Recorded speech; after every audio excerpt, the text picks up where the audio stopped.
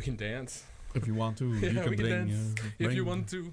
You can bring your friends along. It's on. All right, what's good, Super Truckers? We want to give a big shout out to one of our biggest fans from last week, and that is Jarhead. He's all over YouTube talking about Super Truckers. We appreciate it, and because of that, we want to just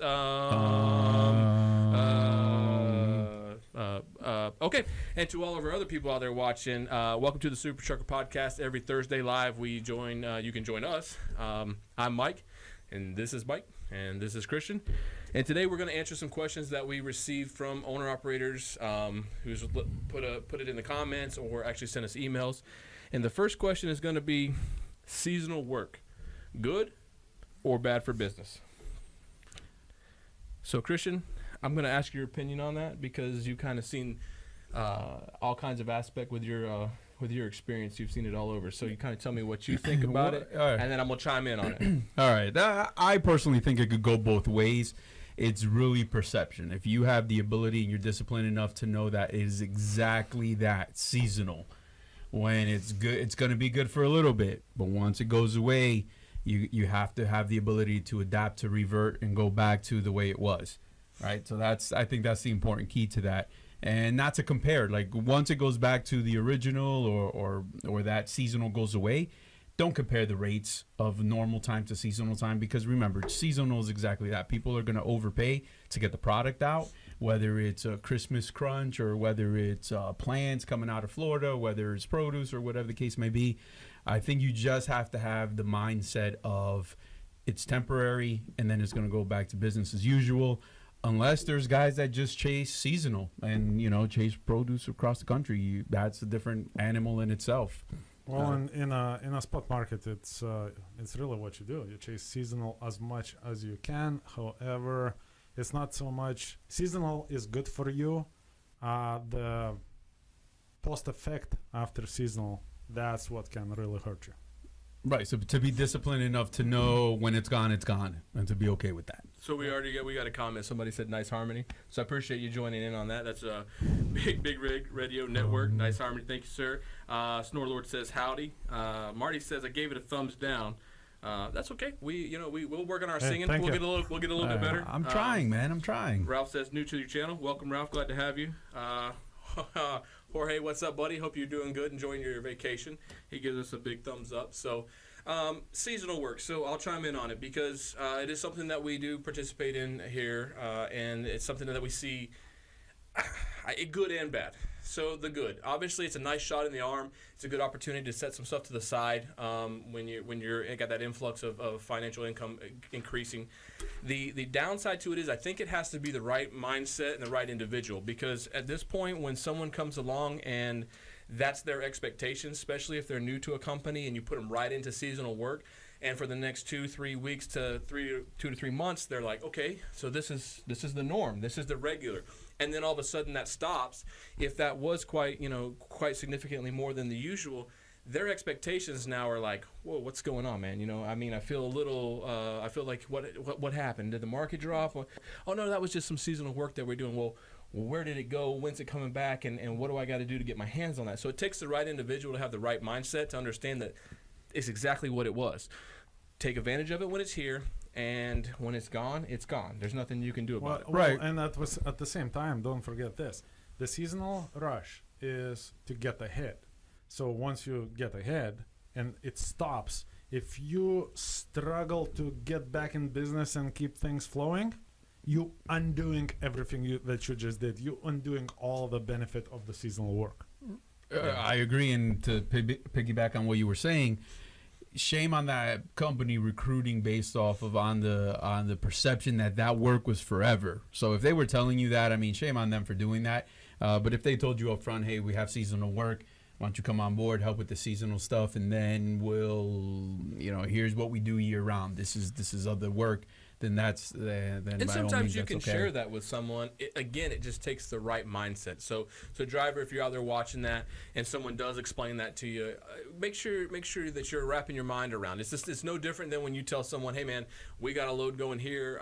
It's paying $3 a mile, $3.50 a mile. It's a really great load, but when we get there, remember, only if you want to take this, because when we're there, the rates out are not going to be that good. And then they say yes, and they're 100% like, sold on it. Yeah, I can do $3 a mile. Yeah, and then they didn't hear, or I mean, I know they heard it, but they forget quickly when they make that delivery. Now you're like, okay, here's what we got coming out. And they're like, whoa, what the heck? What just happened? My truck's not moving from this. And if they take that $1.30 and that $3 a mile, and they're at $4.30, they just ran for $2.15 a mile on drive-in freight. That's not bad at all. So, but on an average, it's just hard for them to remember sometimes. So again, it really helps yourself if you communicate with dispatchers and companies, if you communicate with your drivers and say this work is temporary, this work is seasonal. As Mike said, it's to get ahead. It's that push to get ahead. We should see quite the pickup hopefully in the next week. We're already seeing some increase with the freight coming out in March and stuff like that. Last year it dropped a little bit in April, but maybe it'll stay steady this year. So kind of getting excited about that. So just stay positive. If it is a temporary work, just understand that it's not going to last forever. But when you do get in a situation where you got that abundance, put a little to the side. Put it to the side for your maintenance. Put it to the side for a rainy day, because you never know when you might need it. Or put it aside for a vacation, whatever the case may be. Take advantage of it, yes, but understand the mindset of it. What else you got? Another question that came in is how to properly depart a company, the right way to leave a company, because it happens. We're not going to deny there's people that leave, and there's a right way and a wrong way to do things. Yeah, I think this part is so important, because you can have a relationship that is very, very, very good, like the entire time, open communication, and everything was the way it's supposed to be, and then it just unravels that quickly, because maybe it's that somebody doesn't they don't have the cojones to kind of make that hard telephone call to tell you, hey, it's not working out, or whatever the case may be. So then we start doing things outside of normal behavior, taking a trailer and dumping it somewhere. What's a cojones? Yeah. I was like, well, you boys wouldn't know. So also, not to interrupt, guys, listen, we are live, so if you have questions, this is just some questions that came in over the last week or so. If you have questions, please make sure we are reading the comments as they come in. We'll be happy to respond to any questions, comments. They're more than welcome. So this is an opportunity for us not just to yak up here, but to interact with you guys. So yes, we're talking, but that's because we don't have dead air. These are questions that came up in the past, and hopefully you find them valuable. But if you want to talk to us, you have a question for us, even if it's kind of off topic, hit it in the comments right now, and we'll definitely we'll do our very best. But yeah, there's always a right way and a wrong way. I'm going to be honest with you. Here's how I see it also. If you're leaving a company and you feel like you have a valid reason, if you feel like you were disappointed and they're into the bargain, maybe you are a hard worker. Maybe you gave it your all, but they didn't give the same effort in return. I think it's valuable information to share that with that company, because there's no company in their right mind that doesn't want growth and that they don't want to become better. If they do, then something's wrong with them. So we want to become better. So if there's something that we did wrong, tell me, put it to the side and let me know, because I want to improve on that. I don't want someone else to have that same experience or that same feeling that you did. I'm sorry that it happened. I wish I could do something about it, but I will do everything I can to make sure it never happens again. But if we don't know about something and you're just like, yeah, here, I got to go, then, I think one thing. Yeah, but emotions come into play. So sometimes decisions get clouded because of the emotions. You don't know the situation. Maybe the guy is highly upset, but regardless of what the reason is, dialogue, honesty is the best policy, because at the end of the day, I mean, if you're using that company trailer, it's got to come back. If it's their ELD system, it's got to come back. Absolutely. You probably have an escrow. Who knows how much? It could be anywhere from $1,000 to $3,000, depending on where you run. Well, to get that money back, you obviously have to depart on a positive note. So that's really what it comes down to. Just I don't think you have to depart on a positive note. You just have to make everything professional. You gotta be professional about it. So because if you just don't like people, or people are not professional, I mean, who knows how it can go. But whatever happens, don't give the company an opportunity to exploit your actions at that moment. So every time you holding a trailer for a little longer than necessary, or not sending back the ELD or the plates, at the end of the day, it will be your reputation and it will cost to you. So communicating, I think is the best way, because I personally I never met any company that you have to sneak out of the company. I mean, I never worked for one, but in general, if you're gonna approach anybody and say, you know what, I just don't think it's a good fit. How do you guys do this? Most of companies will tell you what to do. They will say, hey, listen, no worries, just come on over here. We're gonna uninstall the ELD. We're gonna put the trailer in the parking. Make We're it gonna easy. check everything Painless. out, and hopefully you're gonna come Yeah, back. and they're probably going to try to talk you out of it, perhaps, depending on the situation at Yeah. hand. And I mean, that's to be expected. But at the same time, you just say diligence of what your intentions are, and if it's no, it's no. And And also, I say one of the biggest challenge that I see is know why you're leaving, because some of you out there listening probably left a company or two just to leave, not necessarily to achieve something. So I suggest talk to your people who are in charge at the company. You don't always have to jump the company to improve the results. Sometimes you can switch the dispatcher. And no, not all dispatchers are the same. We all different. Everybody has their own little niche, different ways of approaching things and doing things. Don't waste money on just jumping the company. If you like certain things of a company, just talk to them, see if we can address the issue that you have, And try to and work it don't out. just jump to jump. right. Make sure if you're jumping, achieve something, get something better. All right, so we got some comments. I don't want to get too far ahead without looking at these. Scott said basically grow up here. So, yeah, Scott shoots straight, man up. Jorge says always leave in good terms, or at least try. Yeah, and that works both ways. The company can make it nasty too. So it's certainly not drivers. Don't get us wrong and like that. We understand. Yeah, companies can burn drivers big time. They have. I talk to them all the time. So yes, you're right. Try their best. And then it is what it is. Like Mike said, if it's something you can address and something that can be fixed, if there's things about that company you like, but maybe you're going down the wrong direction, reach out to them. See what they've got to say. I guess that'll kind of tell you what kind of people you're dealing with.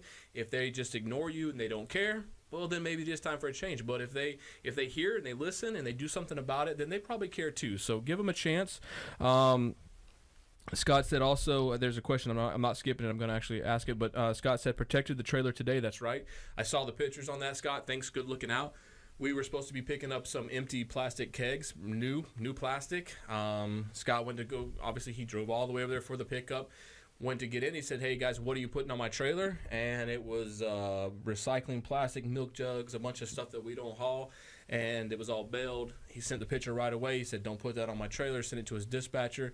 He looked at that, made the phone call, and we got a truck order not used, and we're moving on to something different because it's product that we don't haul. So, again, you're the eyes and the ears for your company. You're the boots on the ground. So we appreciate all you guys and all that you do, because we're only giving you the information that we've received, and when we share that with you, it's not like it's intentional.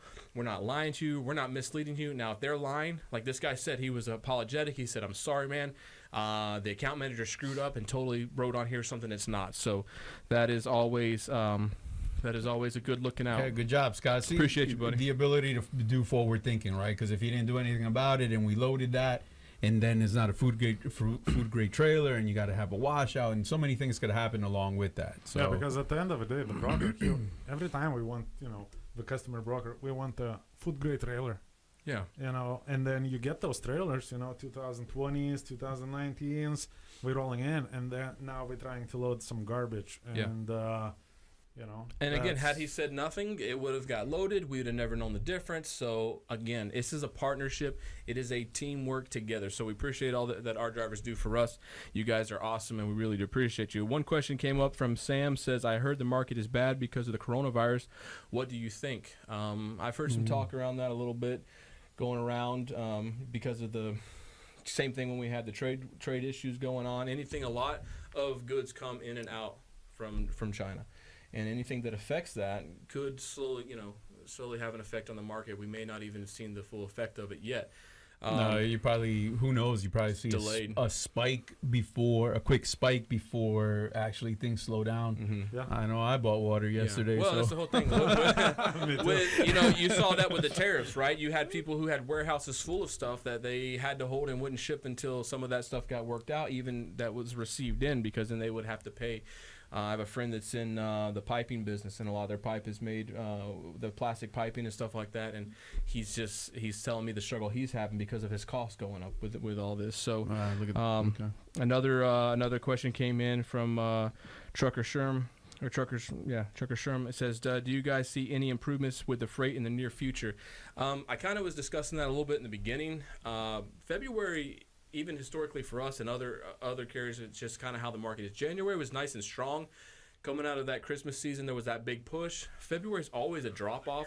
So in the dry van market, that's where we kind of hang our hat. I couldn't speak for every market, but in the dry van market, I am strongly hoping and believing that we're going to see an increase in March. How big and how much, I don't know. I was just looking at some stuff before we started the podcast today, and there's been already an early spike in some of the areas. So it's going to happen when capacity changes. That's kind of what drives the rates. When you have 10 loads and 2 trucks, obviously it's in the carrier's favor. When you have 10 trucks and 2 loads, it's in the customer's favor.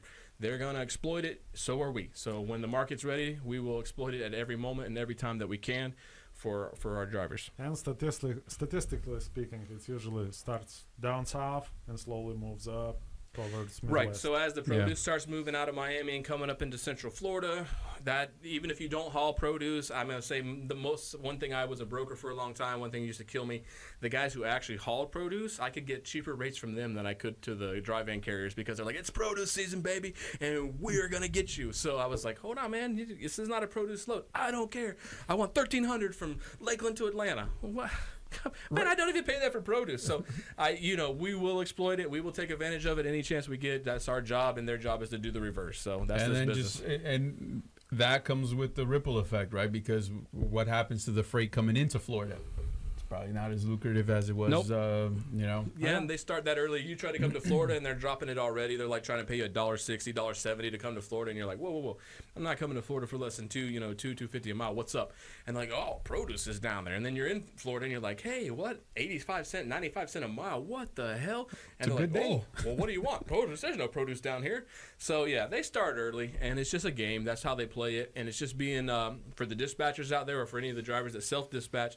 It's being ahead of the game, knowing the market, knowing what's going on. So, yes, sir, I do believe that there should be a slight turn in the next it's starting to happen a little bit right now, but hopefully in the next week or so as we move into March. The biggest question I have is how long will it last, and will it stay sustained? We have another question. It says rates will go up definitely in the Midwest and in the South. Watermelons, potatoes for dry vans will raise rates because they need the capacity. Absolutely. So that's what we're talking about. As the early season starts with berries, you'll see strawberries and different things like that start in that November, December. As we move around and get closer to March and April, the melons, the cantaloupes, all those things will start to move. The potatoes, everything will all start coming out. And then as you follow that, it'll hit southern Georgia right there to move on up into the Atlanta area, and then just like a wave, it'll go all the way out to the West Coast. So, and that's the importance behind being adaptable, guys, because you just want to be able to navigate throughout the state, throughout the country, and just follow that work. Again, respecting the home time and all that. It's just finding the balance and understanding to adapt to the market so you can get the highest payout. Yeah, and again, like you said, coming into Florida, it's gonna drop. That should be no surprise to anybody. But again, it's just do your due diligence, stay ahead of the game, get in those right markets that even still paying coming to Florida. So it's one of those deals where you just have to really have your finger and your pulse on the market to figure out where, when, and how the place that you need to be as a driver or as your team. So your best friend is your dispatcher. You want to dialogue about that. You want to talk about the game plan. Where am I going? Why am I going there? What are we doing next? So they should have all those answers for you. I mean, don't fly blind. And just don't go off some advice at the truck stop. I remember one of our all-time drivers. Unfortunately, he's no longer with a company due to health issues, but he's been around. I know the guy for probably 10 plus years, maybe even more than that. And one day he calls me sometime in July, and tells me, "Hey, send me to Florida." I'm like, "Why Florida? Why would you go to Florida?" And he's like, "To pick up some watermelons." Watermelons in July in Florida. I mean, what you been smoking? And we had this little conversation. I can't answer that question. But apparently, some guy that he also talks to all the time told him about the load of watermelons out of Florida, and I'm like, yeah, we did that. Remember, like April. Yeah, pretty much. In the broker market, I remember one of the owners I used to work for would tell you pretty much like this: July 4th, the week right after July 4th, it's like a switch. You might as well switch it off in Florida. It turns on and it turns off. That's how it is. So about that beginning of July, it's over with, man. So looking for those rates out of here, you better start trying to get them coming back in, because I'm telling you right now, they're going to be like, I don't know what you're talking about. So again, I would like to see a stronger push than we had last year. I felt like the rates out of Florida, I felt like they tried to get us coming in. They really were able to drop the rates on some of the carriers, but then coming out was not as strong as it had been in the past. So I know 2019 as a whole wasn't as strong as the past, but I'm really wanting to see some aggressiveness, especially on our side, reaching out and pushing these rates up out of Florida, because I know they're going to drop it coming in. So I want to fight as hard as we can to get what we can out and take advantage of that situation, because you just don't want to you don't want to get screwed. You don't want to get crap coming in and crap going out. That sucks. And especially with, again, seasonal freight and this topic that we're talking about right now. Don't get stuck with your super broker that you know out there. Just don't get stuck with one guy, because if you're gonna, look at everything very narrowly through one person that you're getting a freight from, you're risking a lot. You're risking to be screwed, and then you're risking, as an owner-operator, you need to explore the opportunities all the time. So you constantly need to shop around. Just because this guy makes it sound good and he tells you that he gives you this super loads, whatever that may be, explore the options, look around, negotiate the rates. Don't get stuck with one person. Yeah, so we've got some comments that, again, I appreciate you guys interacting today. That's really the reason why we do this. So this is the whole point, is to be able to interact. A couple things I'm going to share the comment here and then answer the question. Big Rig Radio says, stop hauling watermelons after the 4th of July. The stores will reject them. And then it says that you will have to deliver to a produce vendor. Good point there, Big Rig Radio, because we actually don't haul produce at all.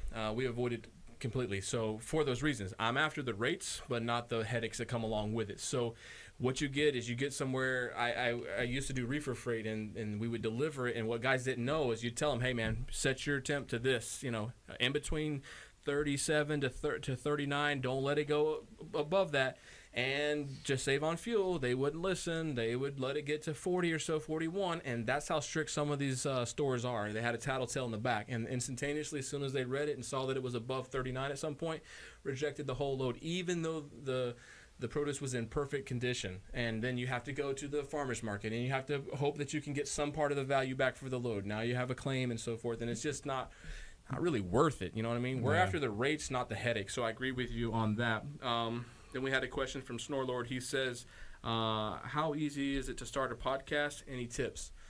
So you just started. Yeah, I mean, again, the struggles are, you start off small. We've had our channel now for coming up close to a year. We've constantly put out content over and over and over and over and over again. And, you may get 10 views, you may get 15 views, but that's the process. You need to have content.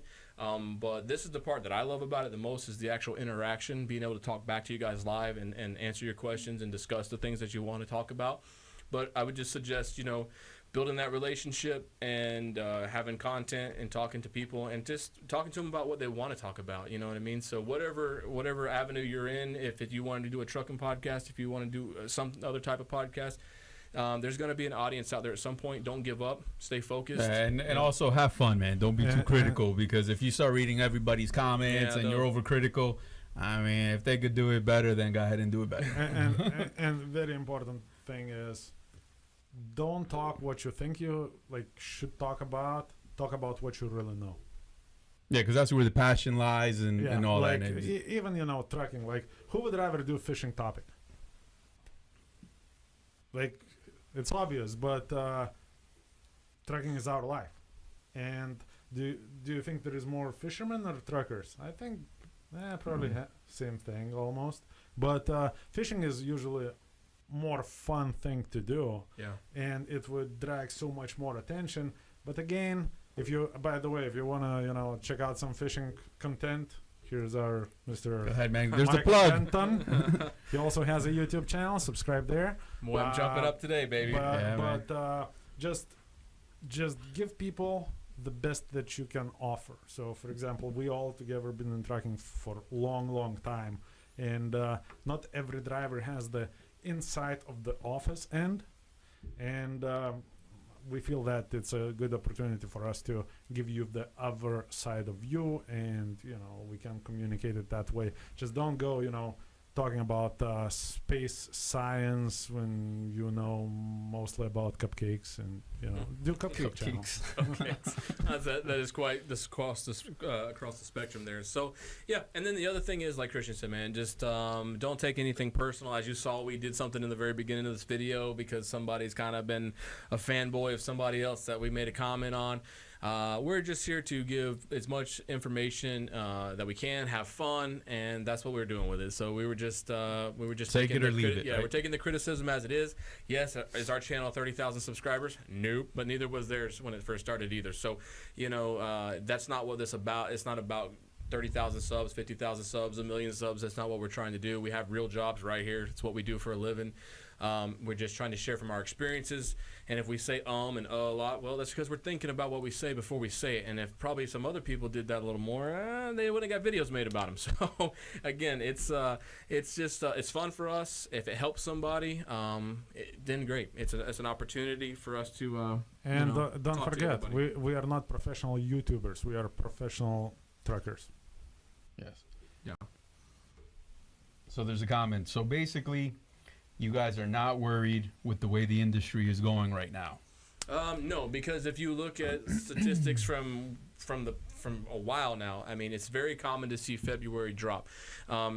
What happened with everybody in the market in 2018 and December 17th, 2017, e-logs came into effect. At the time, I was heavy into brokering, and I got my teeth kicked in, okay? So those lanes that these guys who were on paper logs were doing 800, 900 miles next day, getting paid $1,800, $1,900 for it, not uncommon at all. All of a sudden, I told that same person, I'm sorry, the rate did not go up. However, it's a 2-day transit now.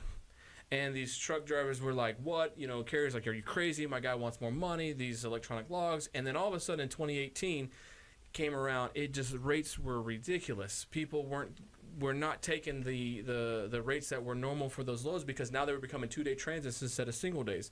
And that happened. Everybody started buying a truck. I can't tell you how many people bought trucks. The company I was with tried to buy trucks, and we were all put on a 6-month waiting list to buy a truck. All we wanted was 2 trucks that we're trying to get, and it was the guy wouldn't even return our phone call. So the market to get trailers, to get anything, was blown out of proportion. Everybody and their mom had a truck at that point, it seemed like. At that point, they create a capacity issue. Finally, the customer said, hey, it's enough. We're going to turn this around. This is ridiculous. And they fought back. And when they did, 2019 rolled around, and it was a rough year for everybody. As you can see, there's nothing special about us, but so many companies have shut their doors. And to spend some time on that. So worried, right?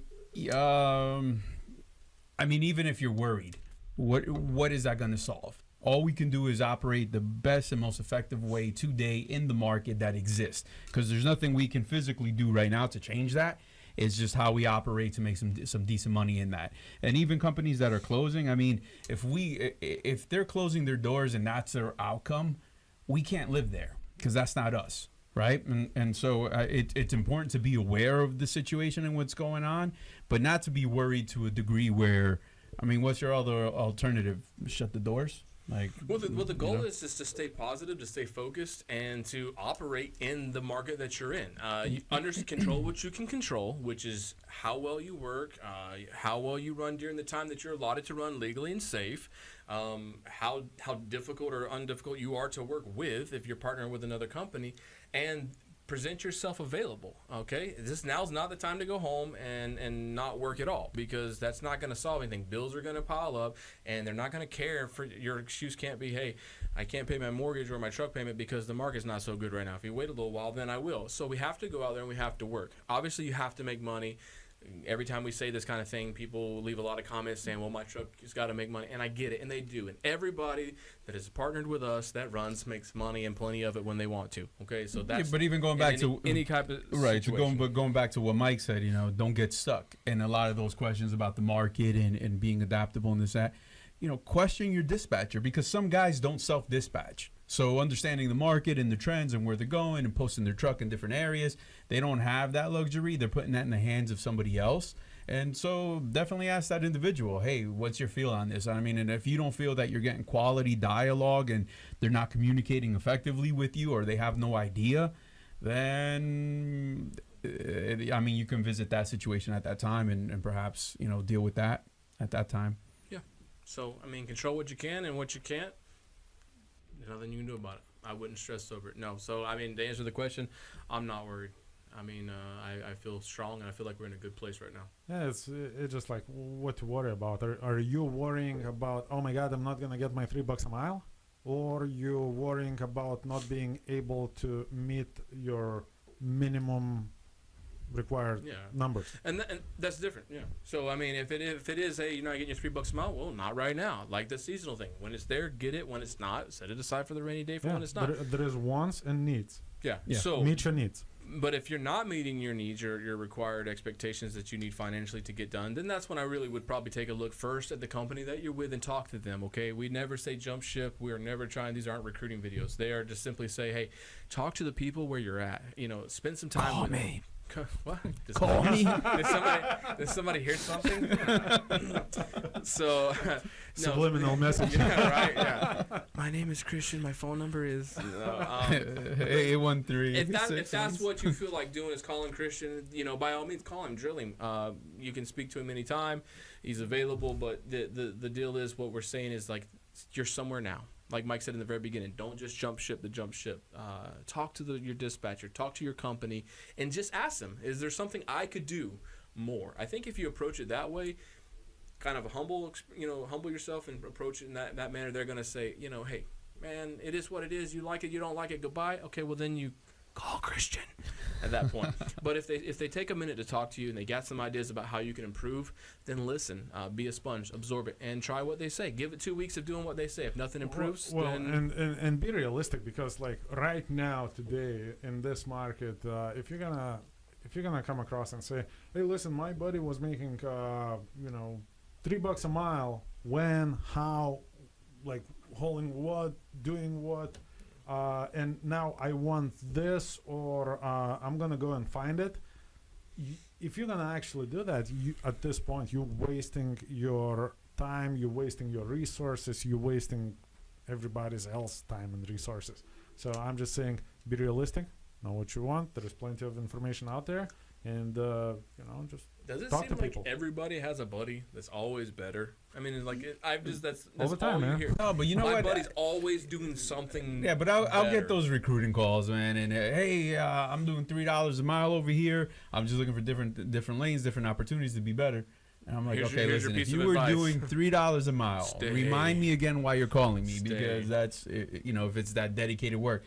Sure, I'll buy a truck and go put it over there, but so then, well, it's not all the time. And then sometimes you say, you know what, we run like $1.80 or something, and we, oh, you know what, it's not that bad. I can do that. Well, and guys, why don't we be honest? I think one of the things that generates that question or that attitude that we're talking about is because they've been taken advantage of somewhere else, and so they feel like they have to come on to every company that they don't know. Remember, nobody knows who they are when they're calling you, and you're just like, hey, I'm Christian, this is what we do here, and they're like, oh, I've heard this a million times. What makes you any different? It's kind of like that awkward phase, like right there when drivers getting to know the company, companies trying to get to know the driver, and there's this like distrust in the air, and you have to try to start to prove things to each other. I can flash settlements in front of him of what my guys did last week, but he hasn't bumped a dock for me. So we try to stray away from that because it works both ways. How do I know that you're this guy? that did this. So I'm showing you it can be done, but are you that guy? And does he even want to be that guy? Is he the guy that even wants to do it? And that's what we kind of do a little bit different here. You may not be that guy or even want to be that guy. So I'm not trying to push you to be something that you're not, but don't have the expectation to do what that guy does financially, but work like the guy that makes this over here. 'Cause that's the problem that we run into the most, where they want the money, but they don't want to do the work. If you want to do the work and you want the money, we can make it happen. But And I say, if you want to roll based on some people giving you some examples that you cannot achieve today, there's couple suggestions that I can make. First of all, ask what date it was. Ask for details of that freight, and always, take it with a grain of salt and go with that, because every other YouTube video, let's say, if you're gonna go into the rates and who makes what, sometimes if we would be having this podcast channel in 2018, yeah, be different. and story. you would come across those videos right now, Right now. you would think by joining, let's say, us, as you joining the gold rush, and you would just dip into the same thing as everybody else. Well, that's why I always show settlements from the previous week, because it's actual. It's happening now. You know? But at the yeah, end of the yeah. day, you don't know. A lot of times, this is what they say. So, show me your best guy. Okay. But now it's your turn to be the best guy. Well, the other thing too is if you got that buddy who's talking and trying to persuade you, maybe he's right. Maybe the company he's with is better and it's worth the change or worth the look. But I would say one piece of advice, one tip I would say is like, okay, that's nice. I see last week, but or a couple weeks ago, whatever it is. Why don't you show me the week before that and the week after that? Can I see those? Because depending on how those plans worked out, he could be showing you the very best of that particular week. You know what I mean? And the week before wasn't so great, and the week after wasn't so great. And when you add it together, you're doing more than he is all, across the board, even though it was less per each week. So yeah, so just check and verify. yeah, that's all. There you go. That's all. If it's worth the change, if it's worth the look, then you pursue and you see what the options are. But most of the time, if that's the same type of work that you're already doing, the chances are you're only switching the culture of a company, not the money. Right, but sometimes that's enough for Yeah. a person to I agree. switch. You know what I mean? We've inherited some guys, and guys have joined the family here because of culture. I mean, culture is a big thing, because once again, you're dealing with that day in and day out. I mean, who wants to hate going to work? You know what I mean? So surrounding yourself with good people is Or who wants to struggle with a dispatcher we cannot trust? trust is a big thing. Yeah, trust is key. Without trust, there's not anything. I mean, Just complicates you've everything. You've got a compliment in the comments. I'm not even going to read it because it makes me sick to my stomach. Haters, you see, guys, haters.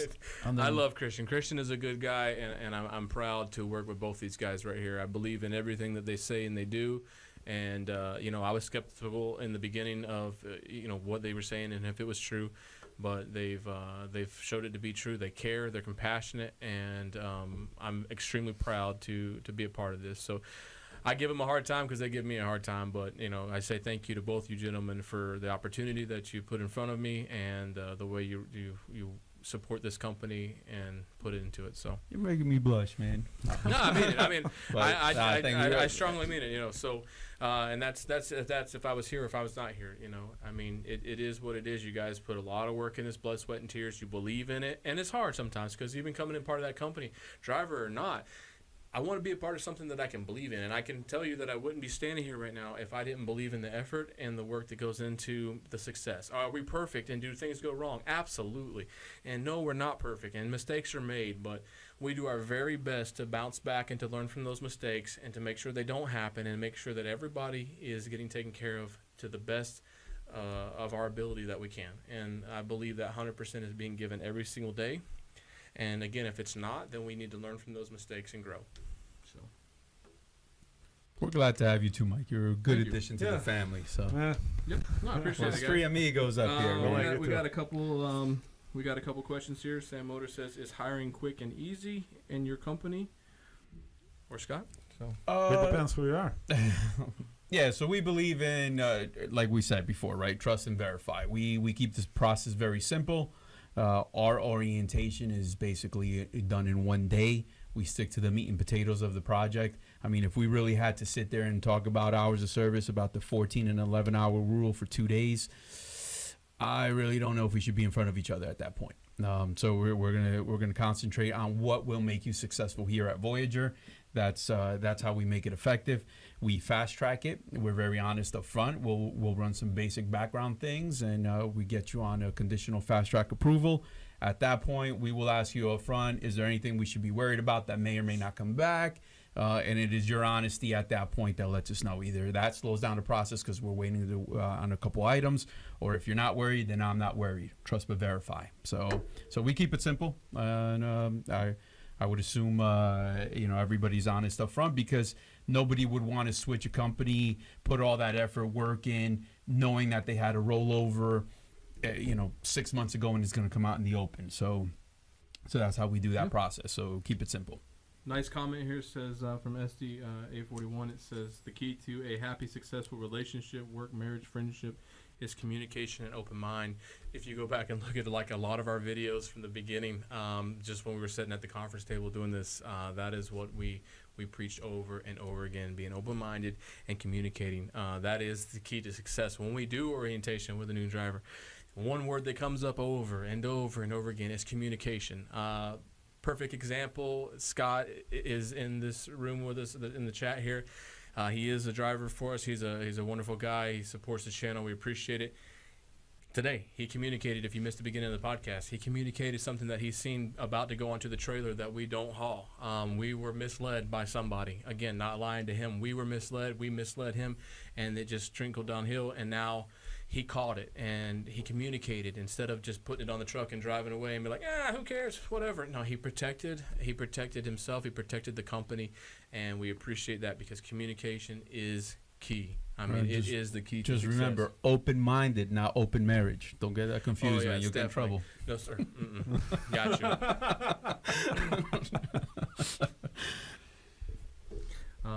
Some other comments came through. Deanna says, market changes always. It's not the pattern. Usually the Midwest is better in the winter, and once produce starts, Midwest goes down. South is picking up. But this switch is tricky, so let's all do our best. Sonny says, you are right. It all depends on the attitude and how available they are. If they are to run to make the most money, they can tell you. They can still make great money. So, yeah, again, we've talked about that. It's not so much, I say, look, the market is for what it is. It doesn't matter what company you're with. They're all susceptible to the same market that we are. So it's all about making yourself available, keeping a strong, positive attitude, remaining focused, not worrying about what he's doing and he's doing. Just worry about you and what you're doing and your relationship with your company to reach your goals. So set the goals, reach for them. And just adapt, because anything can change. What if global warming changed produce season? Then you just have and to. And then the south becomes north, and north becomes south. There you go. So the that's what polar we're ice gonna caps do. melt. Florida Now doesn't we're all even exist confused. Where do we anymore. go? Yeah. We drowned. I don't know. Goodness, now Or we just adapt. it's doom and gloom. We buy boats and we use that to get around. Okay. Go fishing, so I'll learn to how go to fish. fishing, yeah. That would be pretty nice. Yeah, maybe we could do a podcast from a fishing boat. Yeah. And then we can touch base on fishing too. There we go. Yeah. We could talk fishing if you guys like fishing. That's what we're here for, is to talk about what you want to talk about.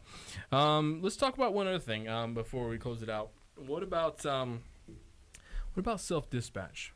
This comes up sometimes. Pros and cons of self-dispatch. I know sometimes we have drivers who perhaps they used to self-dispatch, and now that they're become part of a process where they're not self-dispatched anymore, they have a hard time with that.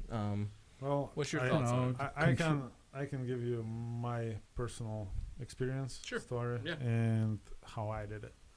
At some point, I drove a truck for a pretty long time, and then I went to do the dispatching for a company.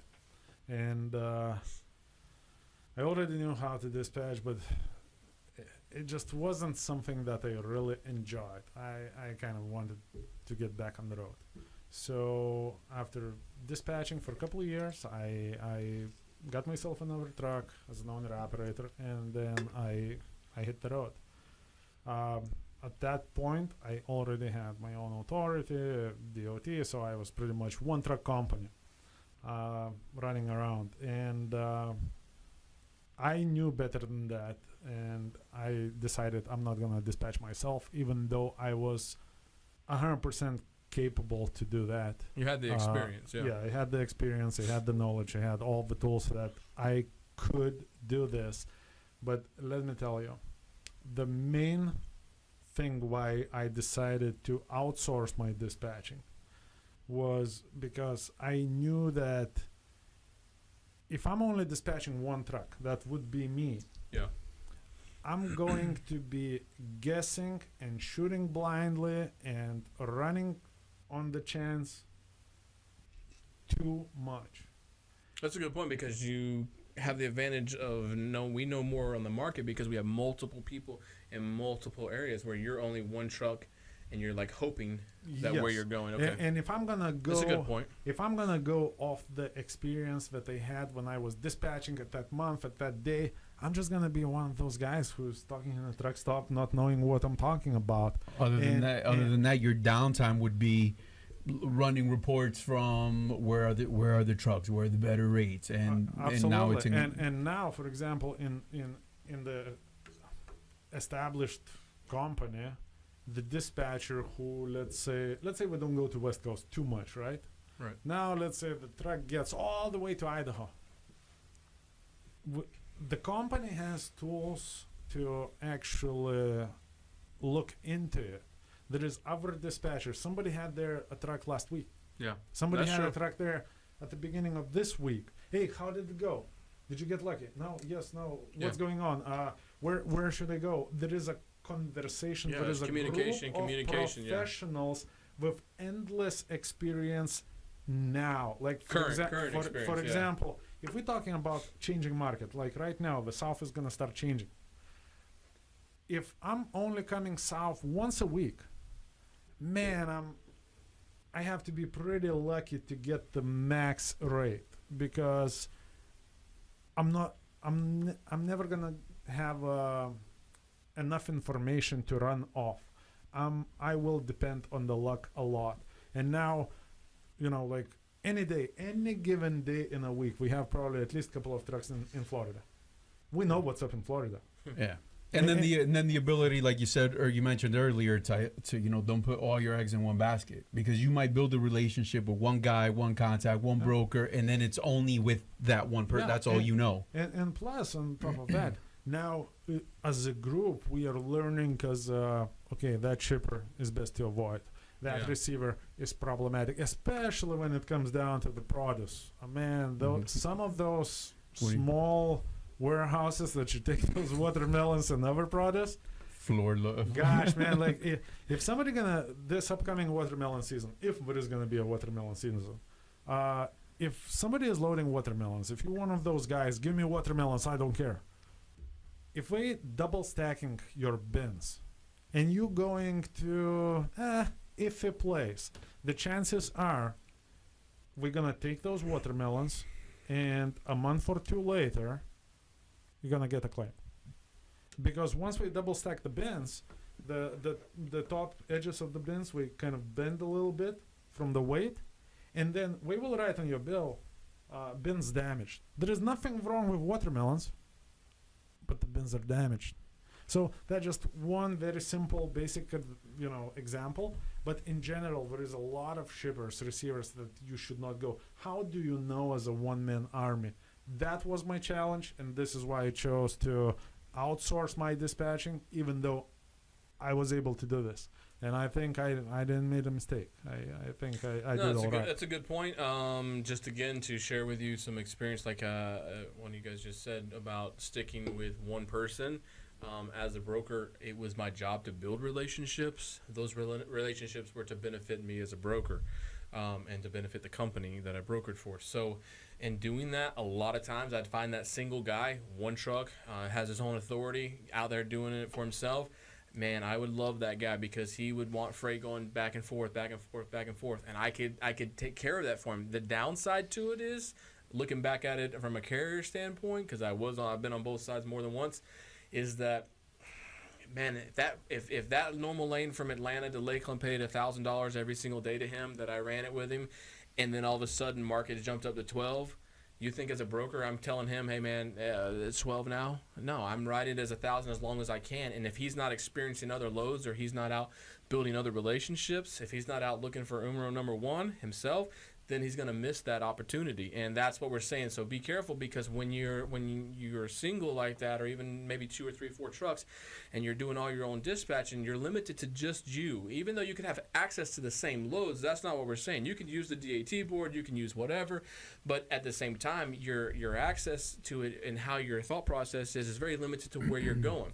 Maybe this is the lane that you run that you like, but one little change in that could change your whole financial portfolio, because now you're going this way instead of that way, and there's a lot of things that you're not going to know about. At the end of the day, it's a business, guys, and they're there to make money just like us. Absolutely. And that's why our pay structure is beneficial to everybody, because the more money the owner operator makes, the more everybody makes. So we're incentivized to do that, and that's what we're on the same team. We're out there to get the most money from the brokers and all that, so that's important. I definitely agree with that, Mike. In the self-dispatching, in dispatching altogether, every hour counts. The changes happen hourly.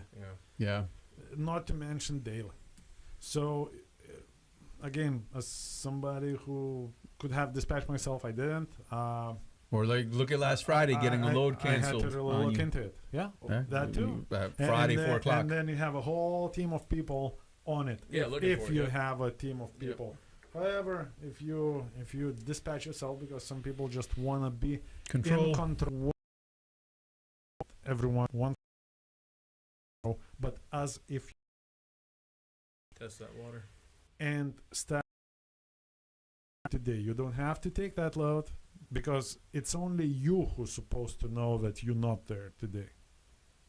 And use that advantage to test the waters, and then tomorrow you will be way more current on the situation, and you will be able to potentially monetize. And then remember, it doesn't end there, because once you're in Atlanta, then you post yourself other places. It's just a continual process. I think I tell everybody this. Matter of fact, I was telling them today, you're in A, position A. Next is where's B going to be. Then C and D and E, so on. Complete your week. Have a mental game plan. If it doesn't meet, and somewhere along the lines, if you're just kind of doing the average rates and you don't meet your financial expectations with that plan, then don't even take step 1. Adjust accordingly. Figure out which one needs to be adjusted, because like I said, if you're going Lakeland to Atlanta, then out of Atlanta you're going to go to Ohio, and Ohio you're going to go over to Indianapolis, and by the time you're done, you're like, wait, I'm only at like 3,800 for the week. This is not good. I need to be at five grand. So what do I do? Go ahead and build another plan. Just as self-dispatching, always know things happen. Be ready to abandon that plan and hop on another one if you have to in that moment. So yeah, be open for all the options. Exploit. This is why the spot market is so great. Yeah, I would agree. Exploit every option that you have. All right, so we appreciate you guys. Scott, how you left a comment. He said, not worth it, too stressful. Hard to stay ahead of the truck. Can't wait until you're empty to find your next load. Again, there's pros and cons. So, again, we're not saying that if you are doing it that you shouldn't be doing it. We're just saying if you are going to self-dispatch, these are some pointers that can help you. And these are some plus things should you partner with a company that offers dispatchers. So, as always, guys, thanks for tuning in to the Super Trucker Podcast. Really, really appreciate the interaction that we got today. That's awesome. Thanks, guys, for all your questions. If you wanted to ask a question and you didn't get a chance to, make sure you leave it in the comments. We do read the comments. We will write them down just like we did this week for a following video. So appreciate the support. We hope you guys are, stay strong, keep focused, and keep those wheels rolling. So, guys, anything else? Well, stay safe out there. See you next Tuesday at 2 p.m. Thursday. I mean, we can come on Tuesday if you want us to. Or Tuesday at 4. I mean, yeah. So, as always, drive safe, keep on trucking. Thanks for watching the Super Trucker Podcast. Peace out. Super Truckers.